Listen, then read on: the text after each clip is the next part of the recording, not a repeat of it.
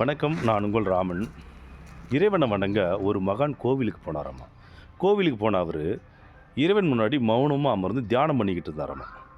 தியானம் பண்ணிட்டு இருந்த அவர் முன்னாடி திடீர்னு இறைவன் தோன்றி, "பக்தா, இந்த உலகம் அழியப் போகிறது" என்று கூற, இறைவன் கூற, பக்தன் வியந்து போன பக்தன், "இறைவா, என்ன கூறுகிறீர்?" என்று பயந்து போய் கேட்க, இறைவன் கூறினாராம், "மகனே, உங்களிடத்திலே உண்மையான பக்தியும் இல்லை, எங்களிடத்திலே இந்த உலகை காக்கும் சக்தியும் இல்லை."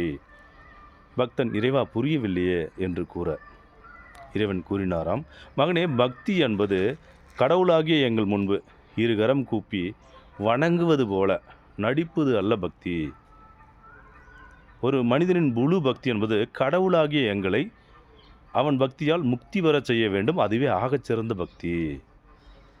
அப்பேற்பட்ட அந்த பக்தி கொண்ட தூய உள்ளம் படைத்த மனிதன் எப்போது உருவாகிறானோ அப்போதுதான் இந்த உலகை காக்கும் சக்தி எங்களுக்கு கிடைக்கும். மகனே, என்னை மன்னித்து விடு. விரைவில் அழிந்தொழியும் இந்த உலகை வேடிக்கை மட்டும் பார்.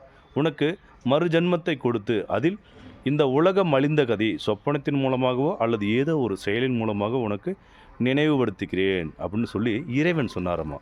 அதாவது ஒரு மனுஷனோட தூய உள்ளம் படைத்த ஒரு பக்தி வந்து பார்த்திங்கன்னா இறைவனை முக்தி பெற செய்யுமா. முக்தி அப்படின்னா ஒரு ஆன்மீகத்தின் உச்சபட்ச நிலை. அது வந்து ஆக்ரோஷமாக இருக்கலாம், அன்பாக இருக்கலாம். உங்களோட பக்தி வந்து பார்த்திங்கன்னா இறைவனுக்கு வந்து முழு சக்தி வந்து வர செய்யுமாம்மா. அதனால் நீங்கள் உண்மையாக இருங்க. உண்மையாக இருக்குதுன்னா பொய் பேசாமல் அப்படிலாம் கிடையாது. பிரபஞ்சத்தை அழிக்காமல், ஆடு மாடுகளை நோகடிக்காமல், உங்களை சுற்றி இருக்கிற மனுஷங்களை நோகடிக்காமல், ஸோ ஒரு அறத்தோடு நீங்கள் வாழுங்க. அதாவது முழு பக்தி என்பது பல அறன்களை கொண்டது. அதாவது நேர்மை, நீதி, நியாயம், பயம், எல்லாமே எதுவும் எனது இல்லை, எல்லாமே இறைவா உன்னோடது அப்படின்னு சொல்லி ஒரு முழு பக்தி அவன் இறைவன்கிட்டே வந்து சரணடையணும். அப்போ தான் அந்த இறைவன் வந்து பார்த்திங்கன்னா அந்த பக்தன் என்ன கேட்குறாரோ அதை கொடுப்பாரு. நான் திரும்பவும் சொல்கிறேன், முழு மனசார இறைவனை வணங்க.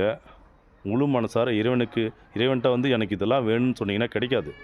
கண்டிப்பாக இந்த உலகத்தையும் காப்பாற்று, என்னையும் காப்பாற்று அப்படின்னு சொல்லி முழு மனதார நீங்கள் வேண்டுனீங்கன்னா நிச்சயம் இறைவன் உங்களுக்கு தேவையானதை அள்ளி கொடுப்பார்.